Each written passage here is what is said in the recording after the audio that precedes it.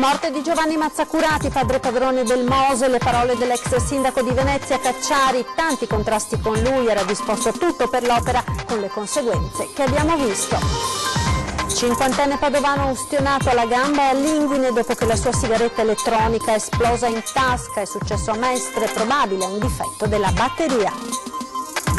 20 miliardi di investimenti per il nuovo piano regionale del trasporto, alta velocità ferroviaria, tecnologia nelle strutture ma anche sostenibilità ambientale dal 2020, un biglietto unico per i mezzi pubblici. Controlli e verifiche annunciate dal Comune di Treviso dal Presidente dell'Ater dopo la scoperta che uno dei giostrai protagonisti della folle fuga in auto vive in un alloggio di edilizia popolare. Recuperati dai vigili del fuoco in un canale a Chiuppano alcuni oggetti sacri erano stati rubati nelle chiese e poi gettati via. L'export della marca trevigiana mai così male da 7 anni, una brusca frenata nei dati dei primi 6 mesi del 2019 presentati in Camera di Commercio. 2 appuntamenti tra esperimenti scientifici, mostre, visite guidate. È la notte della ricerca che sbarca a Vicenza per la prima volta. Buona giornata, ben ritrovati con la prima edizione dei telegiornali del Veneto di Antenna 3. In primo piano la morte di Giovanni Mazzacurati, l'ex presidente del Consorzio Venezia Nuova, scomparso negli Stati Uniti a 87 anni, una figura controversa legata indissolubilmente al Mose e allo scandalo Tangenti. Tanti commenti in queste ore in Veneto, come quello dell'ex sindaco di Venezia Massimo Cacciari, che ricorda i contrasti con lui proprio sul progetto Mose. Sentiamo quindi le sue parole, l'abbiamo raggiunto al telefono. Nessuno diventa santo quando muore, uno può essere santo soltanto quando vive e mentre vive. E Mazzacurati non era assolutamente santo. È una persona, tra tutti quelli della, tra virgolette, banda Mose, era l'unico che davvero credeva da un punto di vista tecnico-scientifico al progetto. E con chi sapeva di poter trattare in modo onesto, trattava in modo onesto. Ho sottoscritto per 20 anni, siamo andati dietro battagliando su posizioni opposte, sempre avendo da lui il massimo rispetto, senza che mai la discussione cadesse nemmeno vagamente su altre cose, perché sul merito del progetto. A tutti i costi perseguire un progetto completamente sbagliato e dannosissimo per la città.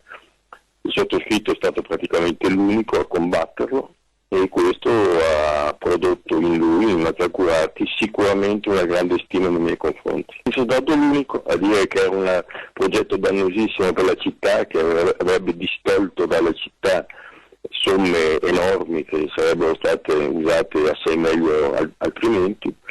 Sono stato l'unico, tutti dietro al Mose, per una ragione o per l'altra, più o meno dicibile, tutti quanti dietro, centrodestra, centrosinistra, Prodi, Berlusconi, tutti. Facciano autocritica a loro, si vergognino loro, non Mazzacurati.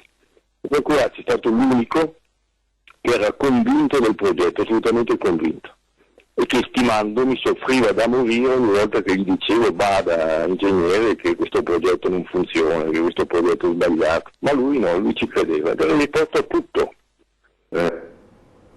E la scomparsa di Mazzacurati chiude un altro capitolo della vicenda Mose.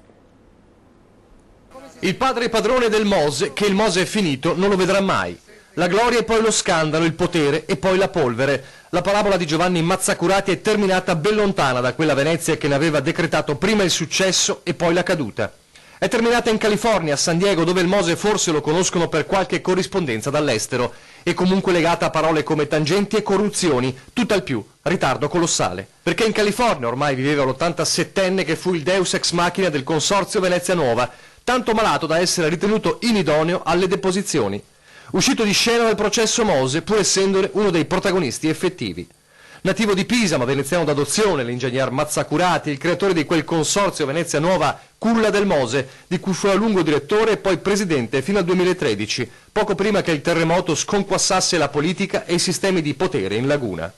Secondo la procura è stato il perno del sistema di false fatturazioni del Mose che hanno portato a tangenti, favori, campagne elettorali e eventi cittadini con soldi pubblici. Fiumi di denaro, 22 milioni di euro distribuiti illecitamente, secondo i magistrati, per spianare il percorso della grande opera delle dighe mobili.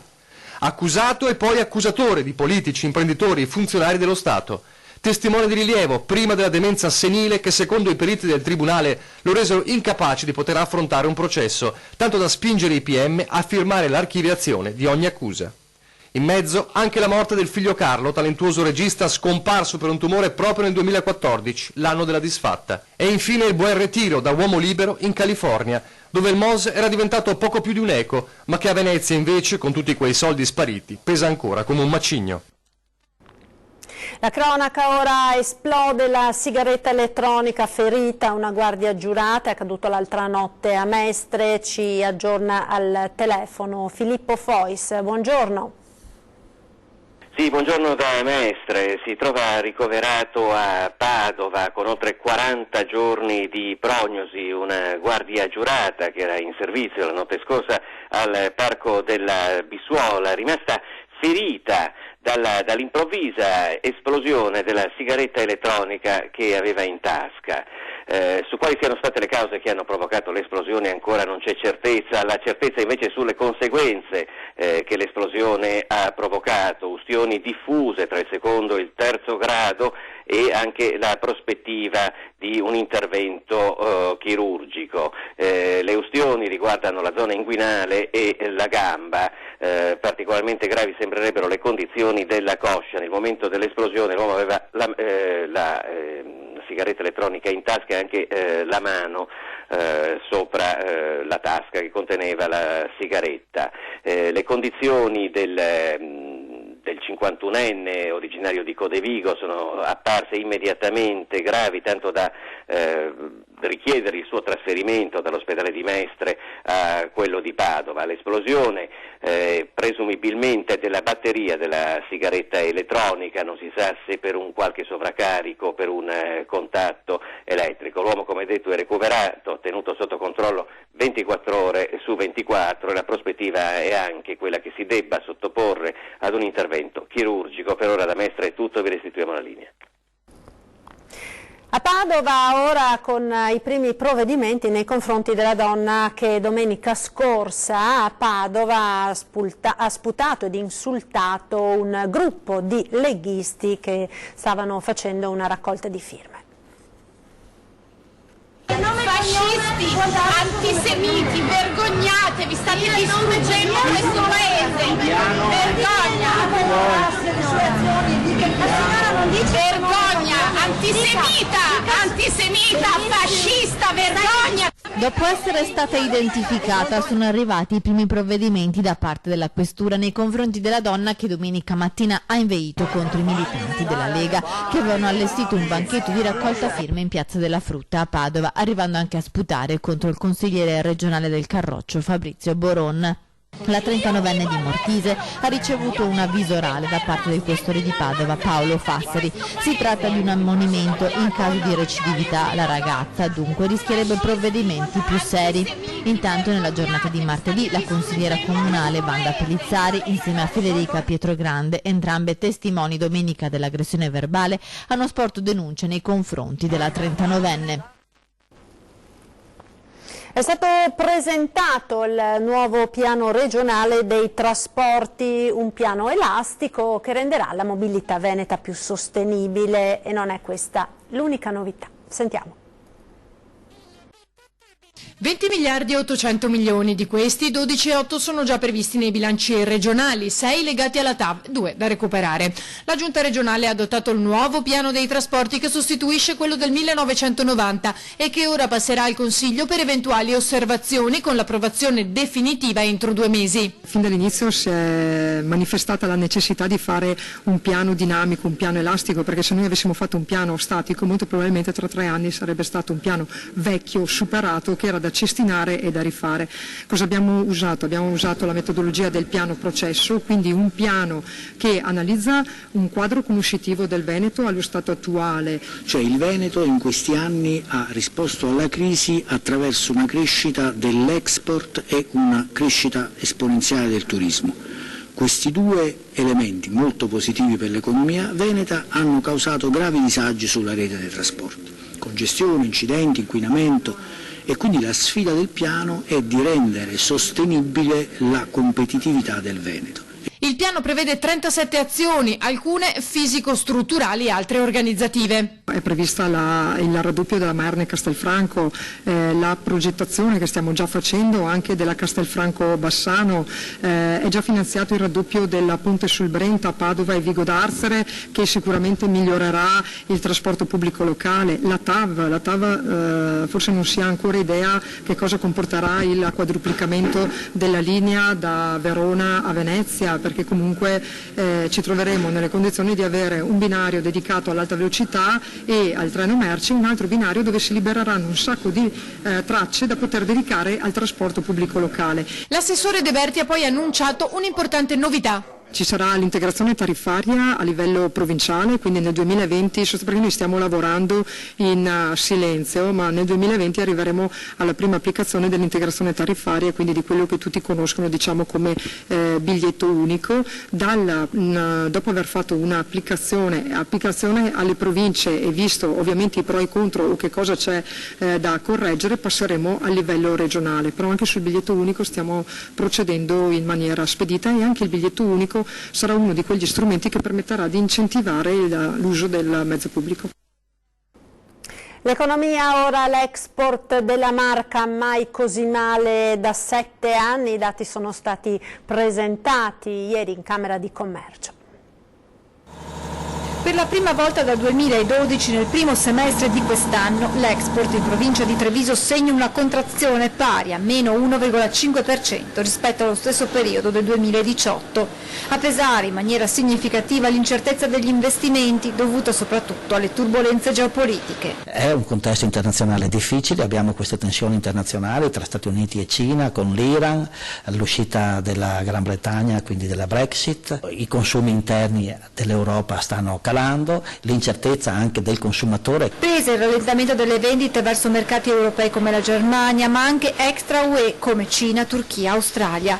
Questa contrazione si traduce in 100 milioni di euro in meno rispetto ad un anno fa, metà di questi dovuti al calo nell'esportazione di macchinari. Noi eravamo una tra le province in Veneto, in Italia, esportatrici maggiori e invece purtroppo non ci sono più i numeri. L'anno scorso avevamo un 5% più, quest'anno siamo sotto. I nostri clienti tradizionali non investono, che non solo clienti italiani ma solo clienti esteri. Il secondo settore a perdere in valori assoluti l'elettrodomestico, a seguire l'abbigliamento. Quello delle bevande, in cui rientra un prodotto fiore all'occhiello del territorio, il Prosecco, presenta un andamento altalenante. Significativa la flessione delle esportazioni verso un importante mercato, quello del Regno Unito. Ad incidere poi ci sono la nascita e il potenziamento di altri mercati. Dobbiamo stare molto attenti perché questa confusione tra DOC, DOCG, tra consorzi e altro disperde energie, risorse. Invece è un prodotto che tutto il mondo ci sta copiando. Per uscire da questa situazione, spiega Mario Pozza, le aziende devono guardare ad altri mercati emergenti e in crescita come India, Giappone.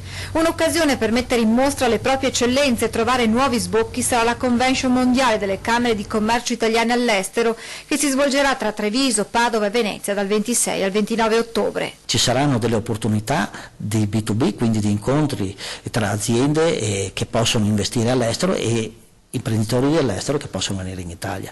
In quell'occasione la Camera di Commercio di Treviso sarà allestita con pannelli che promuoveranno il territorio, come le colline del Prosecco, patrimonio UNESCO, e appuntamenti importanti come i mondiali di sci del 2021 e le Olimpiadi invernali del 2026. Restiamo a Treviso dopo la scoperta che uno dei giostrai protagonisti della folle fuga in auto vive in un alloggio di edilizia popolare. Il Comune e la Presidenza dell'Atter annunciano controlli serrati. Mi sembra circostanze assolutamente distinte rispetto a quelle che sono le questioni penalistiche che li riguardano e che mi riguardano. Commenta così l'avvocato Fabio Crea, difensore dei 3 giostrai, la notizia che uno di loro, Jason Granziol, abita regolarmente in un alloggio Ater. Tra l'altro, sottolinea Crea, un'eventuale cattiva condotta sarebbe attribuibile solo al conducente della macchina, tuttora agli arresti, piantonato in ospedale. Ricordo, per chi evidentemente forse lo ha dimenticato, che i 2 ragazzi che sono stati sostanzialmente scarcerati non erano coloro che erano alla guida dell'autovettura, quindi comunque non sarebbero gli autori materiali di quella condotta. Ma nell'opinione comune la perplessità rimane: chi vive in un alloggio pubblico con tutti i benefici del caso dovrebbe quantomeno comportarsi onestamente. Questo in teoria, nella pratica, se l'alloggio già lo si è ottenuto, far andare via qualcuno che finisce in guai anche giudiziari non è così semplice. Per affrontare la questione nelle scorse ore si sono sentiti al telefono il sindaco Conte e il presidente dell'Ater Luca Barattin. Siamo accordati sul fatto che alla luce di questo è bene che ci troviamo, ma sicuramente quanto prima, per fare la mappatura un po' delle situazioni di Treviso. Ci sono alloggi dell'Ater ma anche alloggi comunali, stiamo parlando quindi di 1800 alloggi, e ci troveremo sicuramente quanto prima, faremo un'analisi anche di eventuali segnalazioni che il Comune ha ricevuto o che ha del sentore, e dopodiché faremo un documento congiunto e magari andremo a discuterlo in prefettura. Ieri sera 20:10 ospite l'ex sindaco di Treviso Giovanni Manildo, che nei giorni scorsi ha presentato il suo nuovo laboratorio politico Officine Aperte. Nel corso della trasmissione Manildo ha anche replicato a quanto affermato da Mario Conte dal palco di Pontida, dove l'attuale primo cittadino ha detto di aver trovato una città invasa dagli immigrati. Sentiamo. Il Ma ci sta benissimo, anche perché Manildo diventerà il mio marchio di fabbrica. No, diciamo il Ma ci sta bene, e l'ho spiegato, nel senso che secondo me ogni cittadino che sente queste affermazioni può valutare se Mario Conte abbia avuto l'autocombustione da Pontida, quindi abbia detto delle cose perché è proprio schiavo del consenso immediato, quello che con Officine Aperte vogliamo evitare, quindi abbia detto delle cose che sa anche lui non vere, quindi, però penso che non sia tanto accettabile questa politica che fonda delle affermazioni su cose che si sanno non vere. I numeri che diceva poi Mario sono numeri che sono iniziati con Minniti, quindi il calo drastico con quei numeri sono veri, i numeri che ha detto, ma sono numeri che ha trovato esattamente da quando parlavamo prima. C'è stato il ministro Minniti che ha fatto un'inversione di politica, però tanto il problema, sì, io penso che la città di Treviso non sia mai stata invasa e non sia mai stata dipinta come una città dove, cioè non sia mai stata effettivamente una città dove non si riusciva a vivere. Certo ci sono stati dei momenti di difficoltà, però insomma. Sovraffollamento al carcere di Vicenza, una situazione allarmante più volte denunciata dai sindacati. La giornata del 202esimo anniversario del Corpo della Polizia Penitenziaria è l'occasione per toccare temi attuali quali la detenzione, il sovraffollamento e la cronica carenza dell'organico all'interno delle carceri. Questioni all'ordine del giorno che, come nel resto dell'Italia, sono presenti anche all'Istituto Penitenziario Pio X di Vicenza, una struttura in attesa di un nuovo direttore che al momento è al collasso per il numero elevato di detenuti e che attualmente ospita quasi il triplo della popolazione carceraria che potrebbe accogliere.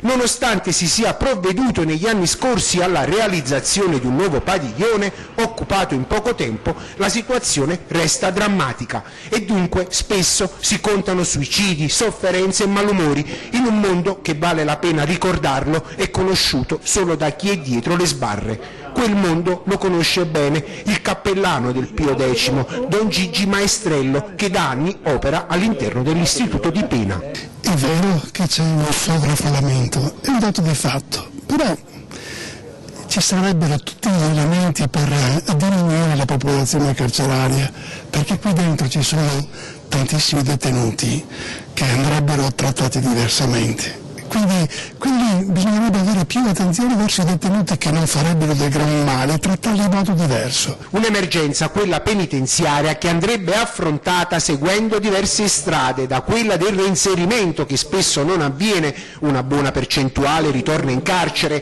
alla costruzione di altri istituti che non bastano, visto che si contano oltre 60.000 detenuti in Italia, ai problemi come mancanza di interpreti, di informatici, collaboratori, un'emergenza negligenza dietro l'altra, visto che lo stesso carcere di Vicenza è senza un direttore da mesi, con il suo ex Fabrizio Cacciabue oggi a Padova e presente al Pio X 2 volte alla settimana. Direttamente permanente, io sono entrato nell'84, ho trovato criticità di sovraffollamento che è durata in tutti questi 30 e passa quasi 40 anni, quindi in realtà è una normalità.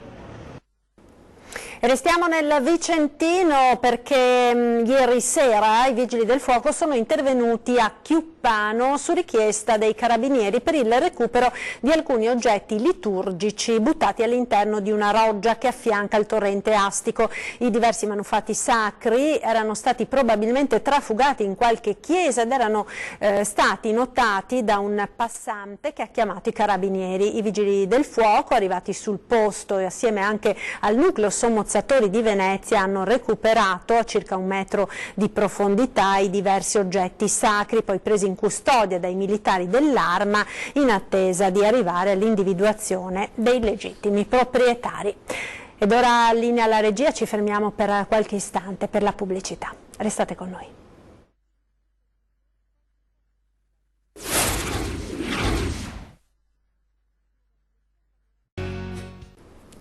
Rieccoci in studio con la prima edizione dei TG di Antena 3. Andiamo ora a Mestre, dove ha fatto discutere ed è stata immediatamente annullata la multa che la polizia locale aveva comminato ad un giovane immigrato che da giorni pulisce un tratto di Corso del Popolo a Mestre. Sentiamo. Notizia di poco fa, il comandante della polizia locale di Venezia ha deciso di annullare in autotutela il verbale.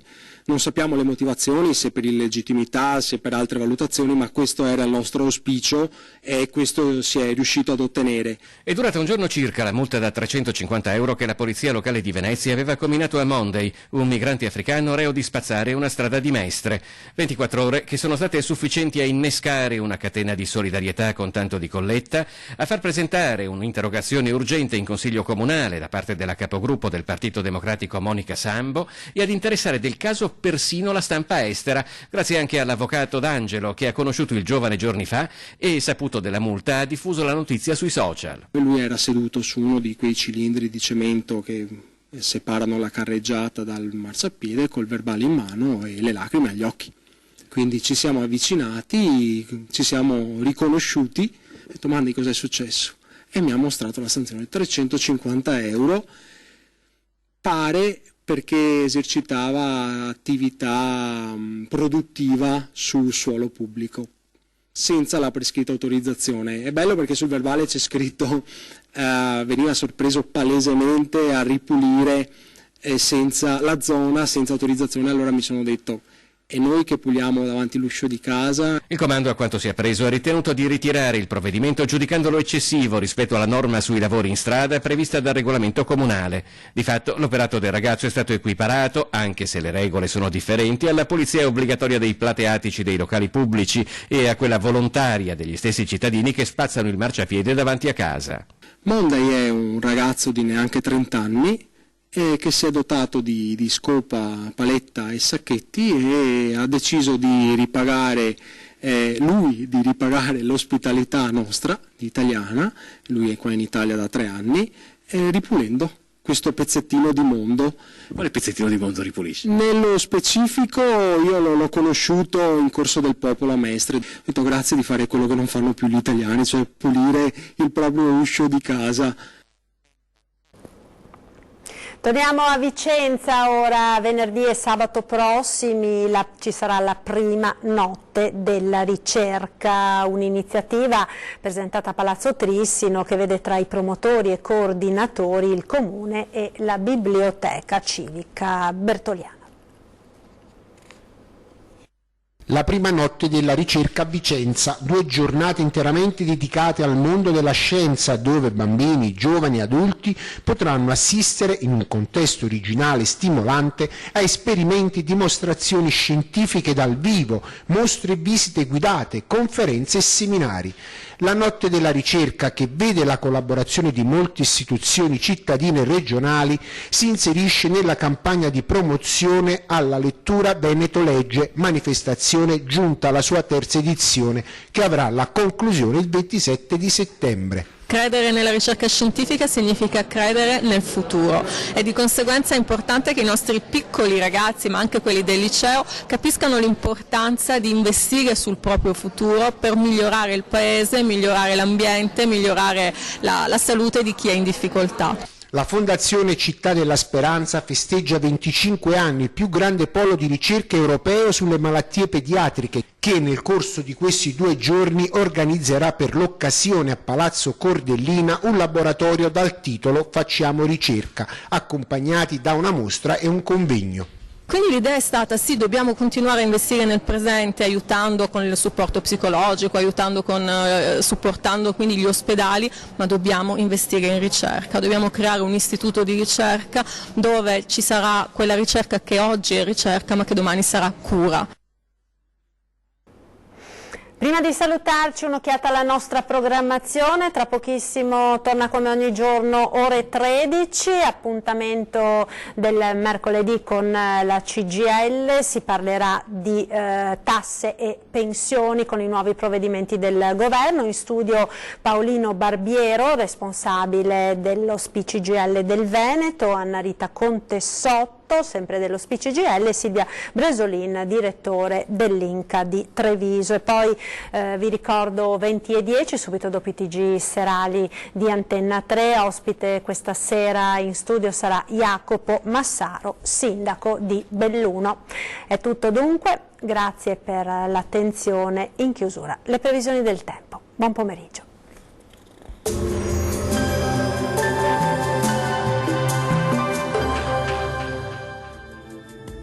Benvenuti al meteo. Nuova perturbazione in transito sul nostro territorio. Mercoledì 25 settembre il tempo tornerà infatti a peggiorare. La situazione nel dettaglio.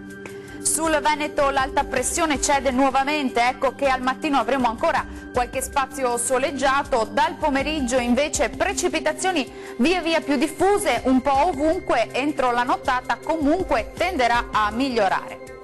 Temperature ancora in calo, minime tra gli 11 e i 15 gradi, massime comprese invece tra i 18 e i 20 gradi. E anche sul Friuli Venezia Giulia nella prima parte della giornata sarà ancora pressoché stabile, poi dal pomeriggio avremo piogge e temporali piuttosto diffusi ovunque. Temperature anche qui in diminuzione, minime tra i 12 e i 18 gradi, massime oscillanti invece tra i 18 e i 21 gradi circa. Uno sguardo infine al Trentino Alto Adige, anche qui il cielo sarà molto nuvoloso con precipitazioni via via più diffuse e anche localmente intense con il passare delle ore. Temperature minime tra 11 e 12 gradi, massime in lieve calo sui 21 gradi. Dal meteo di Antenna 3 per ora è tutto, vi do appuntamento al prossimo aggiornamento. Grazie per l'attenzione, arrivederci.